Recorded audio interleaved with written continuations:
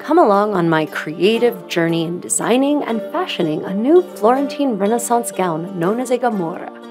Accompany me through all of the sometimes frustrating stages, from conception and patterning through to construction and finishing. There will be plenty of lessons learned and cheeky commentary along the way. Well, ladies and gentlemen, people of all identities, I thought I filmed this part, that being the lacing rings, and I thought I had filmed everything about this, but I did not. So thankfully I have 2 lacing rings left, so I can talk about what I've done here. Right, so I've gone with a simple spiral lacing model. There are literally at least a dozen different ways I've seen bodices close in the second half of the 15th century in various parts of Italy. And I've done the stupidly complicated and the simple and the ladder lacing. And I'm going back to just a nice tight spiral lace. What that means is that at the top and the bottom, your 2 lacing rings or lacing holes, whichever you choose, line up perfectly in parallel. But then starting at the bottom or the top, whichever way you go, there's an offset. So you can see here and the offset is on the same side. So when you're setting up your own spiral lacing, and I've got it set up even though these last 2 loops aren't in place, the offset loops will be on the same side to create the spiral. Because if you watch my fingers, we go through, then we go up to here, which starts the spiral, then to here, then to here, then to here, then to here, then to here, dot, dot, dot, dot, dot, dot, dot, here to the final offset one.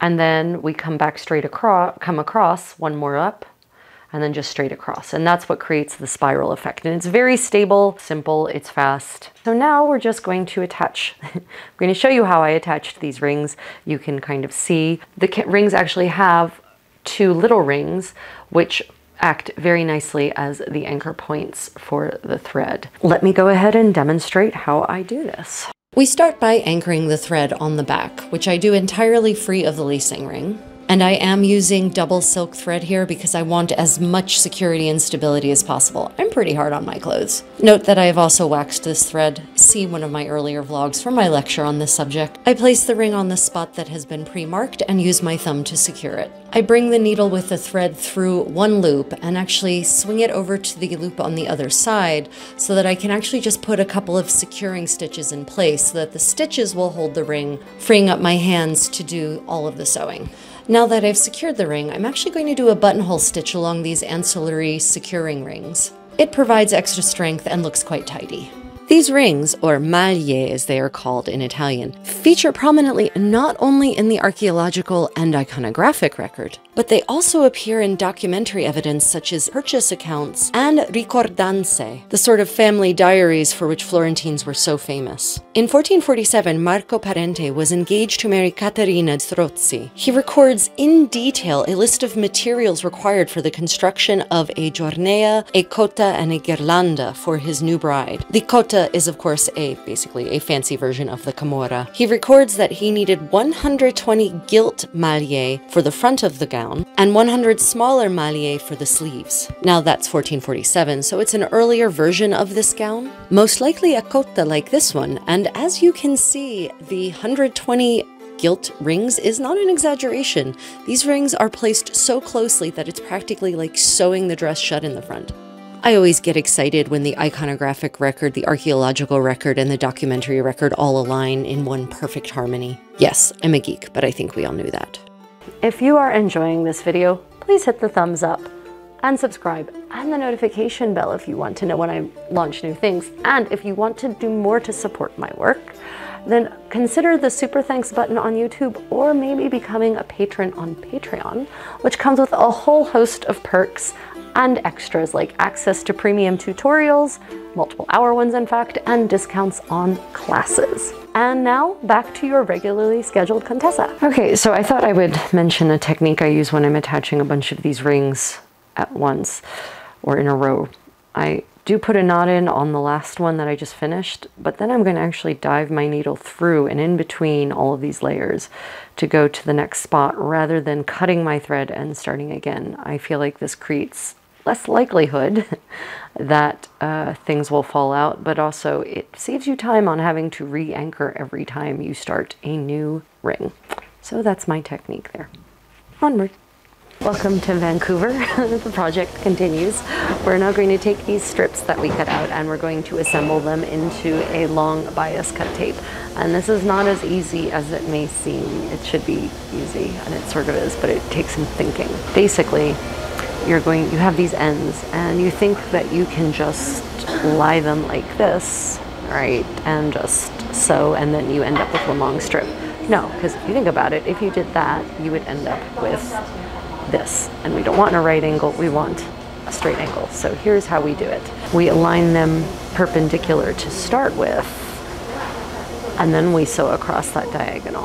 And then when you fold it open, then you have a straight line like this. A couple of things to note: when you align it like that, it isn't going to actually, you're not going to align it perfectly like this end to end, because then you'll notice once you put a seam in there, then you end up with this. Notice all this excess at the bottom here. So you actually lay them together a little misaligned. We can see you want this little leg, this little bit sticking off here on the one side, and also a bit sticking off on this side. And that is, okay, so line it up, pin it, sew. Let's do it. Okay, so line it up, pin it, sew. Let's do it. I stitch the pieces together using a running stitch, a very tight running stitch, mind you. And then once all the seams are done, I open the seam allowance up and flatten it on either side of the seam using stab stitches. This creates a smooth band with a minimum amount of bulk along the seams. Well, we are at the stage where I'm going to attach the edging around this collar. First things we're going to have to do is trim up the edges so that it's all neat. Right now, some of the layers are slightly longer than others, namely the shell is shorter than the lining and the interlining. So I'm going to trim that up so that it's all the same. And then we will see if we can figure out how to attach this long strip of bias tape that I have created to the neckline. Let's go. So what I have to consider now is exactly how to apply this, and it's not so much around the neckline that matters, although that's a consideration to make as well. Consideration here is how to approach the edge here, and in terms of the facing and how we're going to finish this. So I've tried a couple of different things, which I didn't, the trial process, sadly, dear viewer, I did not catch on camera. Mea maxima culpa. What I've kind of decided to try, at any rate, is to try wrapping this around the corner and pin it, sew it, and then turn it with the rest of it. And that should create, hopefully, a nicely finished edge. Now, as we work around, we're going to, the good thing about the bias, you can see here how nicely that stretches and contracts. So it contracts along the upper and it stretches along the lower, or vice versa. So that should make it pretty easy to successfully navigate all of these round shapes that we have going on here. So let's see how it goes. So a tip on how to work around these corners. So you're actually going to sort of use your thumb. See, I've got this deep divot here. So what you do is you actually can use your fingers to either stretch this or push, kind of ease it together to make it a little denser around the curve, the inside of the curve. So as I do that, push it together, and then I pin it. And then around this curve, take my thumbs, kind of ease it like that. And this is not going to show up as a fold or a pleat or anything like that, or a gather. It won't show up at all because the line of stitching will catch it straight across there. So you won't see anything like that. You can see when you get to a really extreme curve, you have to get more aggressive. Apparently I'm running out of pins. Not surprising. The rate of pin attrition when you travel is immense. Now, I'm not super thrilled that this joint is going to be right here. I'm less concerned about how it looks because I think that's actually kind of pretty, but this is going to put a lot of bulk right here at this end. So, where there's already going to be a fold over. So I might start on the other side because my goal is, honestly, in an ideal world, I have this whole, this seam here over here and not here. Because as you can see, you're going to end up with a lot of bulk right there, especially when you add all of that in. Then that gets really bulky. Decisions.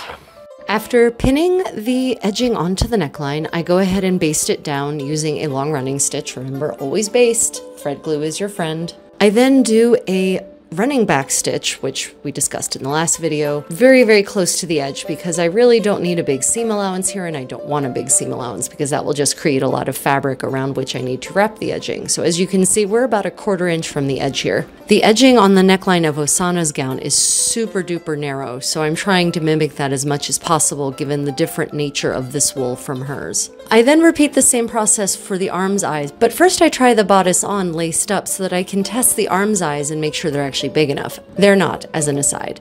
I've done a whole video on just this fitting process, so you can see that after you watch this one. And welcome everyone to Busan. The travel project continues to travel and to not yet be done.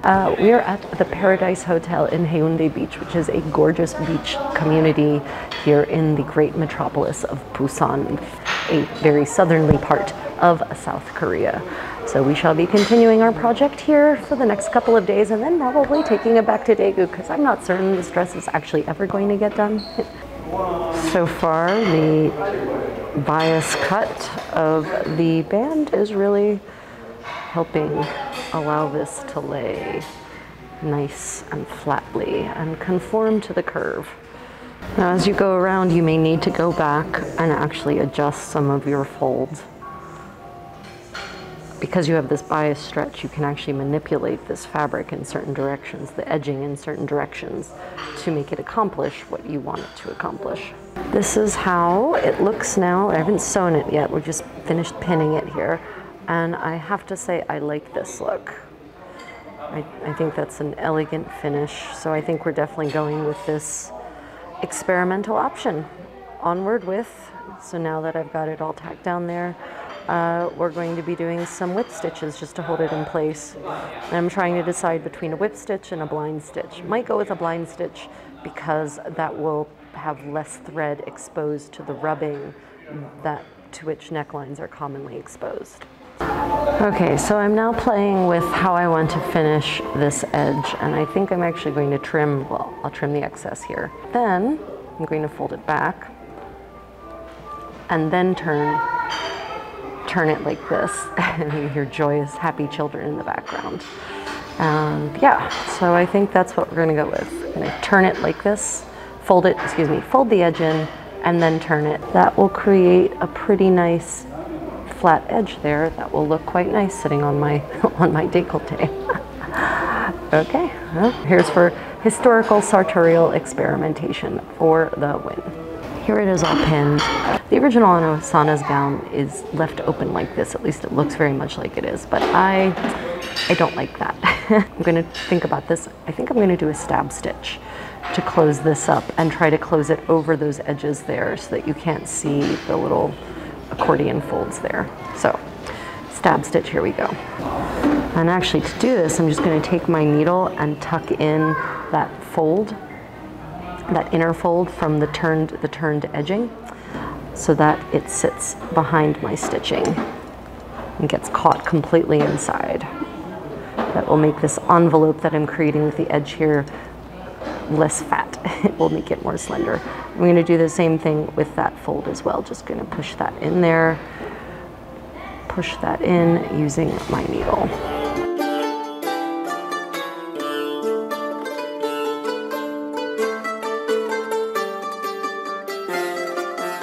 There it is. Doesn't look too bad.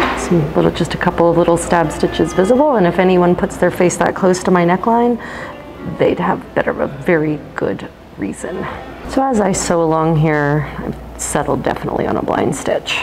It occurred to me, I'm looking at the cross-hatching pattern here and noticing how using the bias cut edging gives it a little bit of three-dimensionality. And there's this portrait of Lucrezia Tornabuoni, and you can see the trim going down the front of her gamurra, and it's got that same bias cut looking hatching, and Ghirlandaio seems to have specifically made it look very three-dimensional. So I'm wondering if these strips on her gamurra are also bias cut pieces of fabric applied as trim. Thinky thoughts with the Contessa. See what other random things can come out of my brain as I sew along.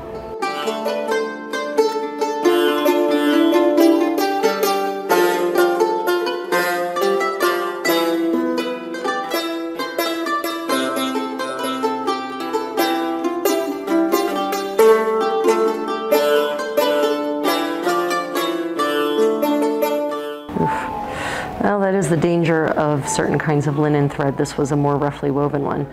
It just gave up the ghost. So I'm going to have to do something creative to make that finish. Another thought I just had now that I look at the finished edge is that when I attached my lacing rings and did the spacing for them, I didn't consider that I was doing this sort of neckline finishing, which actually adds to the length of the opening rather than taking away from it if I were to have hemmed this, for instance, the neckline or something. So what that means is now my topmost lacing ring is pretty far away from where the edge actually finishes. So I might actually move this lacing ring up here. Thankfully, it doesn't matter if these are actually perfectly spaced because it's spiral lacing and it all sort of comes out in the wash. That just also means I'll have to move the ring on the other side as well. Thoughts for consideration for future gamurre manufactured, or cotte even, manufactured in this fashion. And after the neckline is all finished and blind stitched down, I then apply the exact same treatment to the arm's eyes, starting with a stab stitch to attach the bias tape, and then turning it over and using a blind stitch to secure everything in place. And here is how it all looks, all nicely finished. And that brings us to the end of the bodice. Well, I guess we have to attach the sleeves and the skirts, but we will save all of that for the next time. Well, we're almost there, everyone. Almost a done and complete dress, and it will be done just in time to finally wear it. Have you ever made a dress like this? What sort of lessons have you learned? Do you have any questions? Let me know in the comments below. Otherwise, until next time, stay creative and stay tuned for your moment of feline felicity.